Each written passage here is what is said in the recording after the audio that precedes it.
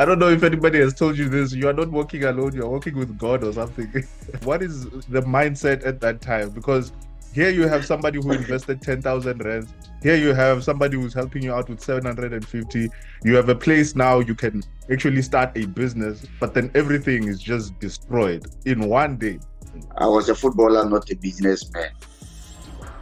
On the 28th of December 2024, we're going to have a webinar that is essentially an introduction into business, a webinar where we basically help individuals be more clear about the business that they want to start. Why is that? Because there's a lot of people out there who are confused about what business to start, right? They're probably in their 9 to 5s, they're probably not employed, whatever the case may be. They are confused. They have some money saved up, but they don't know where to put it, right? So this webinar is not a get rich quick scheme, right? It's a webinar where we give you all the information that you need to be more clear about the business that is right for you, right? So if you're interested, in the description below, there's a link that you can click on, which will lead you to a video that will explain everything, right? So if you're interested, go ahead, go in the description, click on the link and watch the video that will explain everything. Yeah, maybe you could let us know who you are, where you're from, and how you grew up. Okay, our first thank you, Mr. Colin, for meeting you. It's our first time to meet. You are such a wonderful man. Yes, I will say that. Thank you. Because what you have started is not everybody who will get the courage to start. Right. So the only thing that we can tell you is don't stop, continue. Thank you, sir. Thank you. Thank you. Thank you. You're welcome. My name is Kantoff Richard Yeboah, and I'm originally from Ghana. I've grown up from Kumasi, a city in Ghana called Kumasi. That's where I've grown up from. Nice. Yeah. Right. So yeah, you're in South Africa right now, and your journey, the little that I've heard about you is really amazing. So I'd really like to know from where you grew up in Ghana, what led up to the point where you wanted to leave Ghana and come through to South Africa? Coming to South Africa wasn't like it wasn't in my plan to come to South Africa because in life there's challenges whereby it can put you somewhere that you don't even expect. So it depends how you modify your own life. So wherever you go, you can fit there. I was a footballer, not a businessman. Right. I played for premier team in Ghana before. I started to travel to Togo, from Togo to Benin, from Benin to Nigeria, from Nigeria to Ethiopia. Okay. But I first went to Djibouti before Ethiopia because they are the same like South Africa and Swaziland. Right. So I was playing 6 months contract before I get to Swaziland, 2010. So I played for 2011, 2012, 2013 for Black Swallows, Bambani Black Swallows. Okay. So the life became challenged 2013, whereby I have to relocate. Okay. So I was having a problem with my leg, so it means I can't play football anymore. Okay. Then someone showed me go to South Africa. There's a place called Eastern Cape. Yeah. Okay. So I moved from Swazi straight to Eastern Cape to heal my leg.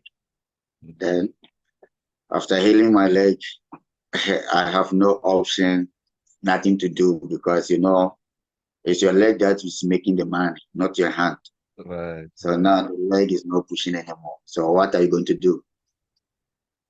So it was a tough. So I moved from Eastern Cape to Cape Town. That's where I met a friend. Okay. So the friend also introduced me to a restaurant called Bella Belota. Okay. So I worked there 2014.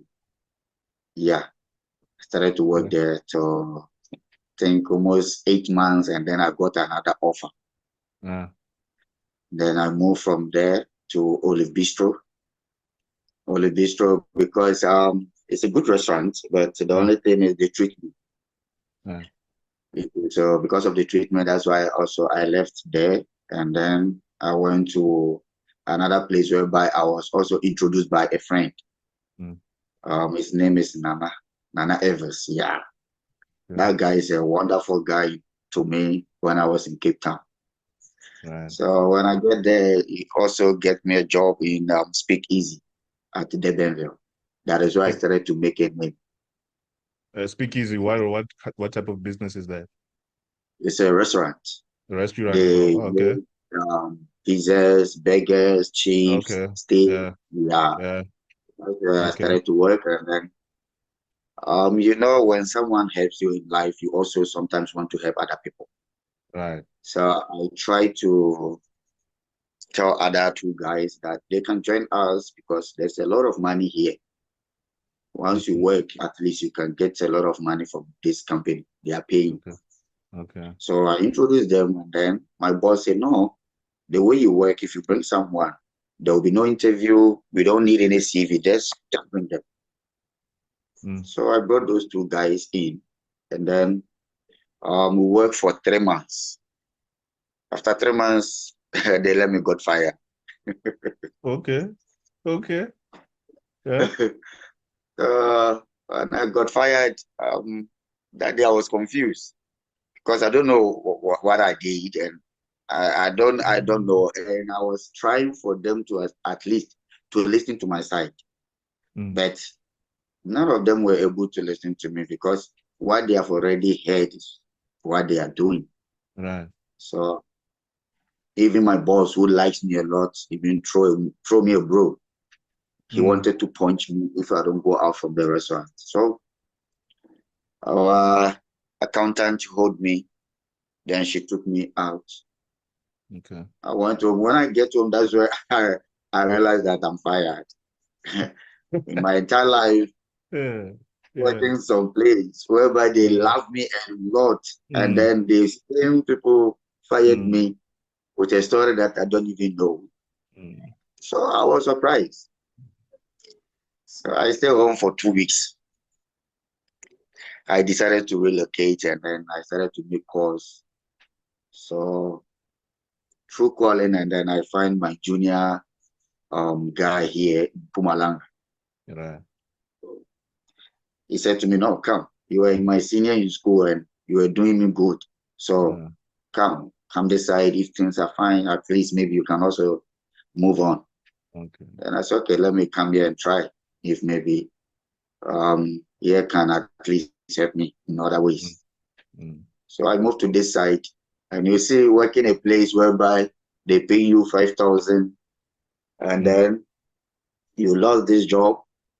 Now you come to other province, and then you start to receive 500 rand per month. You see, From 5,000 to 500 from rand. 5,000 to 500 rand. You see, Oh so it my wasn't God. easy. Yeah. It was tough. So sometimes what I used to do, I will eat around 4. I will buy chips. Okay. You see, that time chips was 10 rand, and even 8 rand you can get chips. So when I buy the chips, I'll eat the chip, then I will leave the oil, the chilies, and the vinegar. Okay. You see, I will leave those ones in the takeaway bowl. Okay. Then I will take those things home. When I get home, I will cook pap. Then I use the pap to eat the chili and the oil and the vinegar. So you're using the vinegar and the chili as sauce? Yes. Right. Oh wow, that is an interesting story. That is an interesting story. And when is this? When is this? What year is this when you moved to Mpumalanga? I moved to Mpumalanga 2016. Yes. Around May. Right. Yeah. So when I came, I think I was going to make a CV from that cafe that I wanted to make a CV and then look for another job. Because when I came here, I tried to go to KFC. They did not offer me any job. I went to View to look for a job. I went all the restaurants around there, Paris Bridge. I went in. There was no offer for me. And even in Nesbridge, I can take one day to walk the whole day in Nespresso before late. I will take a taxi to come back to Coast, where I Looking couldn't for get a a job. job. Yeah. So around June, when I was going to update my CV, that is where they employed me at that internet cafe. They June said no. 2016. 2016. All right. Yeah. So they said no. If you see your CV, and we also need someone here, can you let us work? I said okay, it's fine. Now I'm not doing anything, so I can work with you guys as I'll also be busy to look for another job. So we went in agreement of a payment whereby they failed me to pay me that amount. So that time I was not having any option because I have nothing. And how So I have much? to take what they want to give me. Uh, Our agreement was 3,000. Okay. So when I get to the month, they gave me 500. So you agreed on 3,000, but at the end of the month, they Yeah, gave you 500. What? 500. 500. So when they gave me 500, I asked, oh, what is the 500 for? They said it's my salary. I didn't say anything. So when I came home, because when I'm angry, I don't talk. I can be quiet the whole day. You will ask me something, I will reply you, but to talk on something that I'm angry of, I will never say anything. I have to sit down, think of what I will say that will not go against you when my anger is gone. So I went home to think about it. What question should I ask that is not going to bring maybe violence or any grudges? So the next day when I went, I sat down with my boss and I asked him, but sorry to call you for this meeting. We did not agree about this amount. He said, oh, no.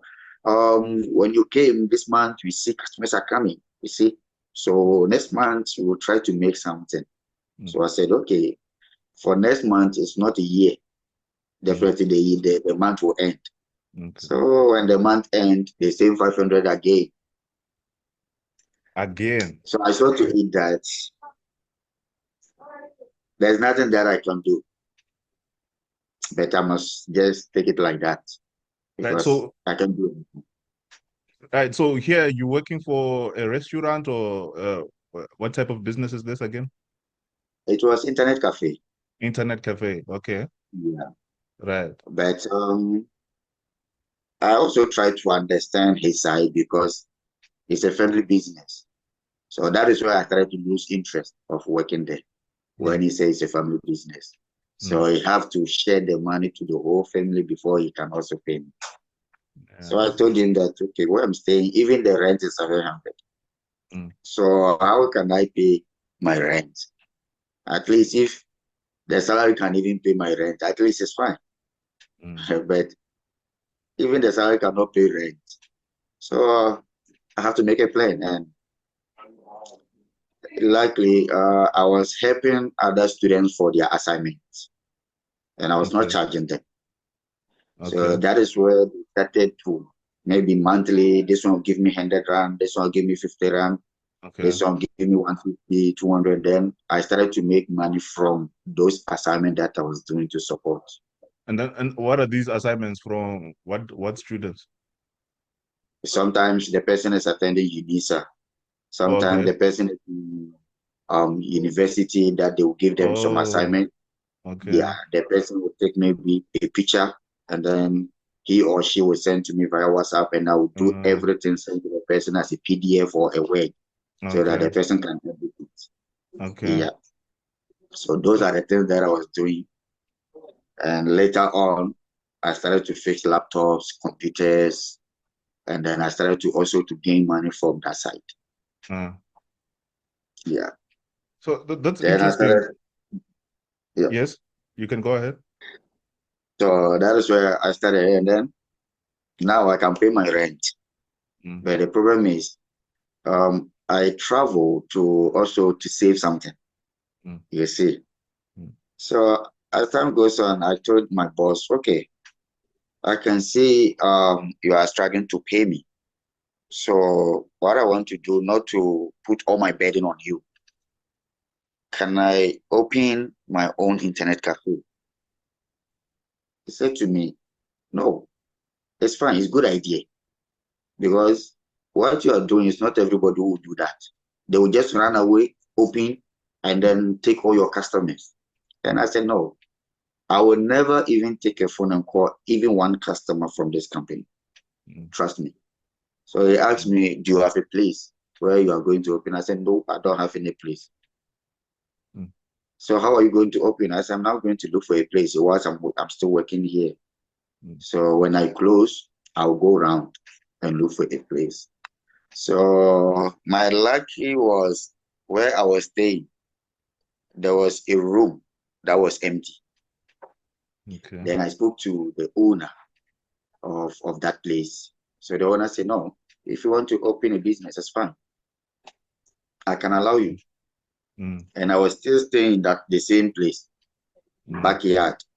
Yes. Then the next day when I went to work, I told my boss, I got a place that I want to open my own internet cafe. He said, no, it's fine. What you did, I'll give you a computer for you to use it to start. So I said, okay. Then I just said, thank you, boss. I also appreciate it because it's not everybody who also do what you're doing. So this man is giving you a computer?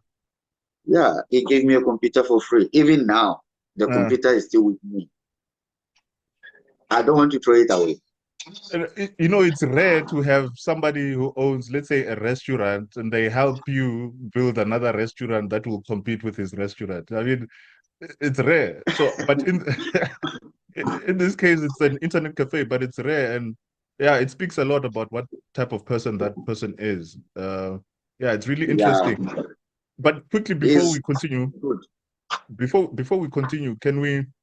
You said you were helping students, and you were helping students maybe from UNISA, from university. It makes me want to ask this question, like, what qualifications did you have? Because you spoke about playing soccer and that didn't work out. You spoke about working in restaurants, that didn't work out. Let us know about your qualifications, maybe your education. What qualifications do you have? Okay. I have metric, that is from Ghana. For us, we call BC certificate. Okay. And also I have computer certificate. And I was doing business administration in school.